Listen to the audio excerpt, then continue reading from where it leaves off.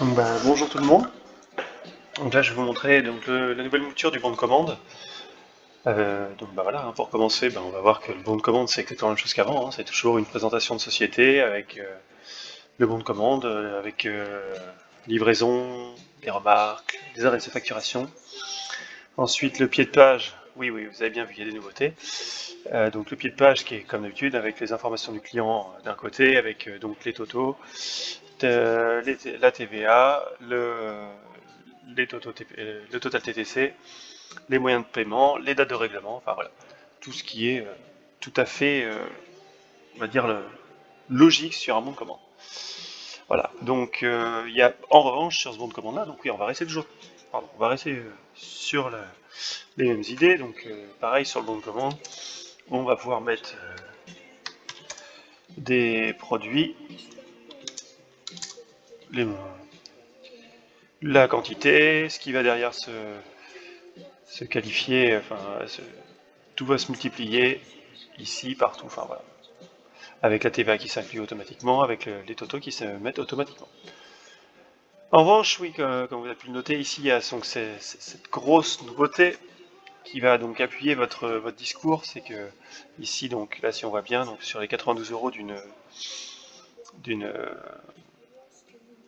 mince, du prix de la ramette habituellement, donc la 118,82 qui est à 92 euros habituellement, va être divisé en deux parties. La partie produit, 23 euros, donc avec un coefficient multiplicateur bien moindre par rapport à d'habitude, et le reste des 92 euros, donc 69 euros, qui va être donc dans cet encart-là, dans cet encart prestation, où en fait, tout le reste, voilà, par exemple, si j'en mets 10 ici, tout le reste du prix de vos produits va plus être un prix de produit, mais un prix de prestation.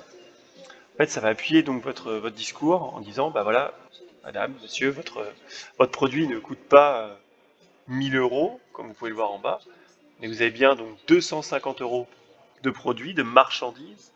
Tout le reste, c'est uniquement de la formation et du temps de travail pour les personnes en situation de handicap.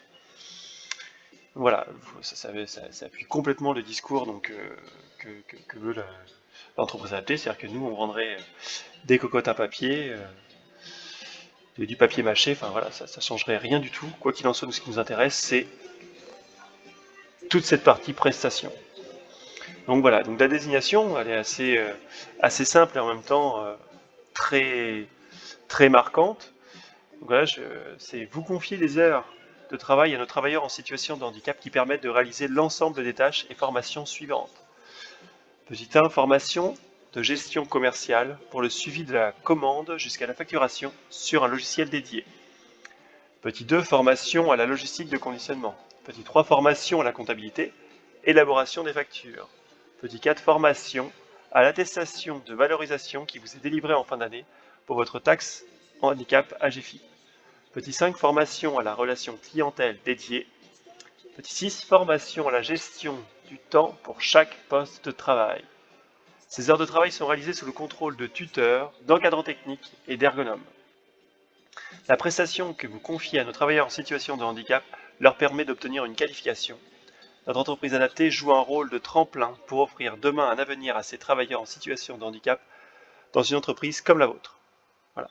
Donc je pense que la désignation est assez claire et en même temps elle permet surtout d'appuyer encore une fois votre discours, et cette fois c'est vraiment le fait de ne plus vendre de la papeterie, plus vendre des produits d'hygiène, et vendre vraiment du temps de travail et du temps de formation pour ces personnes en situation de handicap. Donc j'espère que la petite présentation que je viens de vous faire, en tout cas, si elle ne vous a pas plu, au moins vous bien fait comprendre ce qui se passait derrière ça, et que le projet vous convient. Je vous souhaite une très bonne journée, et à bientôt.